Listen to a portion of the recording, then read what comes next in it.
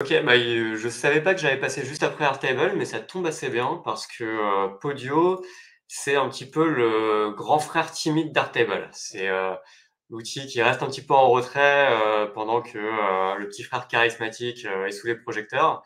Ça existe depuis plus longtemps, ils ont déjà fait leur levée de fonds et leur sortie, ils sont quasiment inconnus en France, mais, très utilisés aux États-Unis.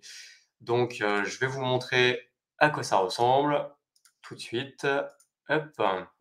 Vous n'allez pas être dépaysé en tant que connaisseur parce que finalement la structure est assez proche. Vous avez donc, comme sur Airtable, différentes tables, différents types de données qui correspondent aux différents onglets si vous voulez. Et après, à l'intérieur, vous allez avoir, différents objets, différentes lignes, avec vos différents champs. Donc tout ça, c'est, très classique. C'est un petit peu une interface, plus datée, plus moche qu'Airtable, avec des fonctionnalités qui manquent et donc vous allez, vous demander: «Mais du coup, pourquoi utiliser Podio par rapport à Airtable?» Et la première raison, c'est que c'est, pour moi l'outil le plus, puissant et le plus scalable, économiquement et techniquement que je connaisse. C'est-à-dire que ça va tout faire, ça va faire de la génération de PDF, ça va faire, de la génération d'Excel, de l'envoi d'emails, de la génération de code barre, sans avoir besoin de faire appel à des connecteurs. Donc, depuis que j'utilise, j'ai arrêté d'utiliser des connecteurs comme Make ou Zapier, par exemple. La deuxième chose, c'est en termes de scalabilité technique.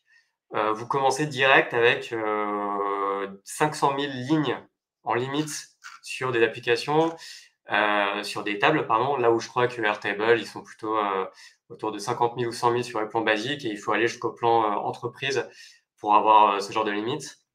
Voilà, donc c'est ce genre de choses qui techniquement fait que Podio va être moins agréable peut-être à utiliser au niveau de l'interface, mais beaucoup plus scalable techniquement et économiquement. Et en termes de pricing, d'ailleurs, je pensais que ce serait intéressant de regarder.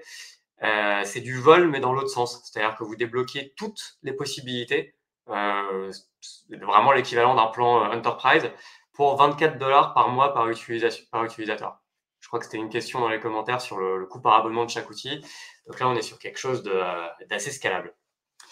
Ce qui va faire la spécificité de Podio par rapport à Airtable, je pense, ça va être, au-delà de l'interface qui est moins agréable à utiliser, vous allez avoir les différentes vues, hein, donc vous avez les vues calendrier, Kanban. Là, je peux vous montrer par exemple à quoi ça ressemble. Vous allez rien voir, je pense, de très innovant. Vous avez les vues gestion de projet.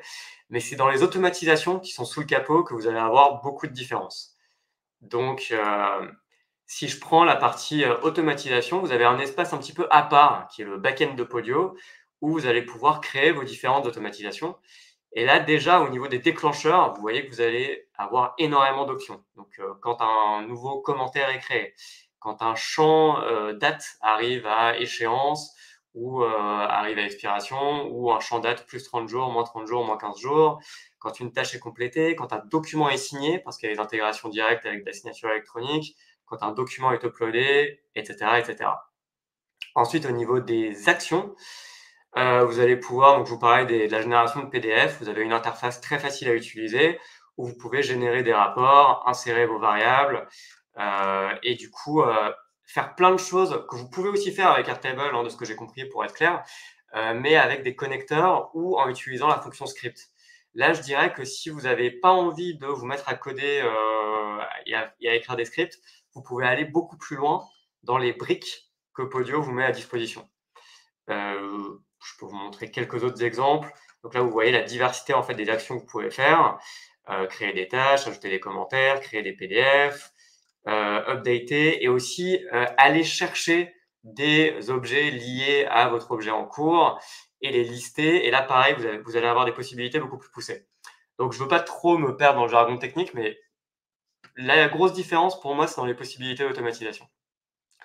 Après, il y a une autre différence, ça va être dans la présentation. Donc en fait, ça, c'est la vue que vous avez quand vous rentrez dans un outil, dans un objet, hein, pardon.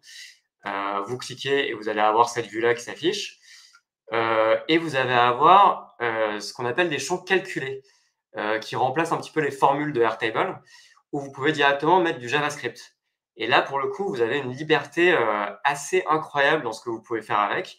Vous allez pouvoir donc faire évidemment des calculs, des sommes, des moyennes, des lookups d'autres tables qui sont liées à votre objet en cours, ou carrément des tableaux, des textes qui s'affichent en fonction de si une case est cochée ou pas. Donc vous allez pouvoir comme ça mettre votre utilisateur sur rail avec des champs dynamiques grâce à ces champs calculés. Je peux vous montrer un exemple de ça pour que ce soit plus clair. Tac, tac, tac. Hop, là, vous avez un cas de figure où vous avez un champ calculé qui affiche des données différentes selon les différents champs qui sont cochés sur l'objet. Voilà, donc ça va être une autre différence par rapport à Airtable. Une minute, ok. Et donc, pour conclure, pourquoi est-ce que vous allez ne pas utiliser Podio plutôt que Airtable? C'est si vous n'êtes pas anglophone, parce que la plupart des forums d'utilisateurs et la communauté est en anglais. Si vous êtes allergique au bidouillage, vous allez avoir beaucoup plus d'intégration directe avec Airtable qu'avec Podio. Avec Podio, c'est un petit peu la débrouille. Si vous êtes habitué à Excel, Podio, c'est vraiment pas comme Excel. Donc, ça va être une rupture vraiment assez fondamentale. Et dernière chose, si vous avez l'habitude de fonctionnalités un peu de confort moderne, comme pouvoir éditer directement les cases sur un tableau, sur Podio, vous pouvez pas le faire. Il n'y a pas de vue rétro-planning Gantt, donc ça manque un petit peu en gestion de projet. Voilà. Vous pouvez avoir des choses qui vont faire pencher la balance plutôt vers Airtable que sur Podio. Je m'arrête là pour la présentation. Merci beaucoup Raphaël, découverte, pour moi de cet outil. C'est intéressant, ça me fait penser par, beaucoup d'aspects à TimeTonic, qu'on verra juste après. Hem, on a plusieurs questions. Guylaine nous demande, s'il y a beaucoup d'utilisateurs aujourd'hui, est-ce que tu as une idée de ce que ça représente, Alors, comme, j'ai aucune idée du nombre, mais ouais, il y en a beaucoup. La majorité, par contre, sont en dehors de France. Donc, ça va être Mmh. États-Unis, une grosse partie, Europe, hors France, une autre partie. France, j'ai eu quelques clients qui avaient déjà Podio, mais relativement peu. C'est un outil américain? C'est un outil américain. Alors, en termes de RGPD, ce qui est intéressant, c'est que leurs serveurs, pour le coup, ils ont des serveurs en Europe pour héberger les D'accord. données. Donc, et ils ont été rachetés par Citrix, qui est un grand éditeur de logiciels. Donc, ils sont RGPD friendly, quoi. OK, super. On a également une question de Damien qui demande s'il y a la possibilité, d'ouvrir un portail client, un portail employé et cetera. Si on Ouais. veut partager ces données extérieures, quelles sont les options? Avec Airtable, on peut le faire avec Software, par exemple. Sur Podio, comment on peut faire ça? Soit tu peux partager individuellement des tables, soit tu peux. Il y a l'équivalent de Software, mais pour Podio, qui s'appelle Procfoo, qui permet de transformer Podio en back-end et de créer un Mmh. portail client avec des accès. Donc j'ai un client en fait qui tourne comme ça dans sa boîte de 500 salariés avec une licence Podio et une vue portail pour ses salariés, qui savent même pas qu'il y a Podio derrière. OK, intéressant. Ouais. Claire nous dit qu'elle avait, utilisé, dans une autre vie Podio, de Ouais. 2012 à 2016. Damien nous demandait également s'il y avait une API publique. Est-ce qu'il y a une API publique bien documentée, complète et cetera? On peut faire un peu tout ce qu'on veut, avec?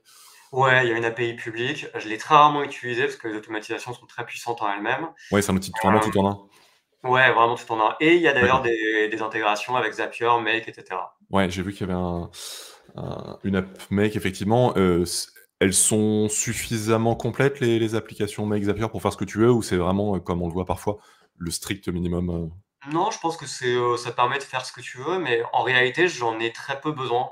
Voire jamais besoin, sauf pour prototyper avant de construire une intégration directe, par exemple. OK.